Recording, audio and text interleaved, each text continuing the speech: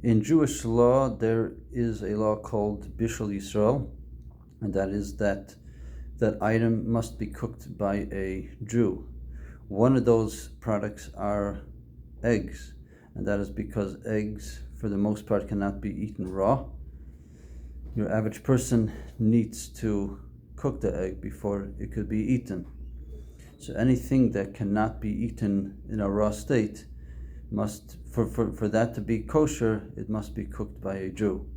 So how do we make sure that these cooked egg items are kosher? So in the case of egg patties, there's two different ways of how to make that Bishul yisroel. One of that is through the burners, that a mashgiach comes in and turns on those burners. Now, what if they have to turn it off? Let's say every couple of days they turn it off. Many times they're turning it off every day, and a mashgiach lives a few hours away, and he can't come every day and travel 2 hours just to turn on that burner.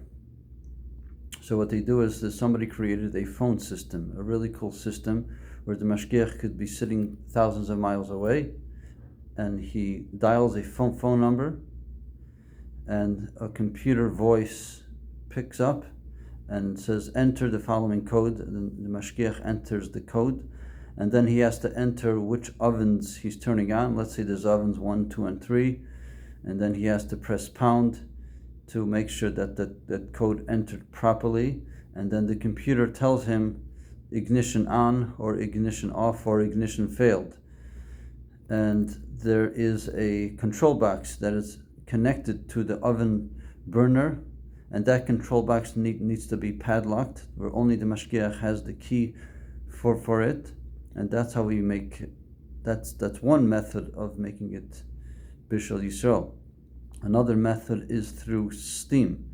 When egg patties are cooked, it goes through a conveyor oven, like many things that are baked and cooked in the food industry. So egg patties, it needs to be nice and moist. So you can't just bake it like a cookie, but they need to inject steam, so it's nice and puffy and fluffy and moist. So the mashgiach controls the boiler that provides steam. So he causes the steam to go on, and that is also considered Bishul yisroel. With the boiler, it's much more simpler, because many of these factories, the boiler runs 24/7. So the mashgiach just needs to turn it on every once in a while. Let's say every couple of months, he just simply presses a button and turns on the boiler.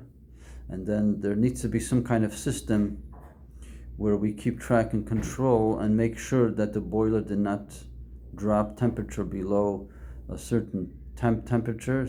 So we know for sure that after the mashgiach turned it on, the temperature did not fall below whatever temperature the kosher agency follows. And the same method could be used for potato chips. Even though many Rabbanim hold that potato chips do not need to be Bishul yisroel, but for those that require that, they would follow the same idea, and the same goes for cookies that are made pas yisroel. It's a similar process.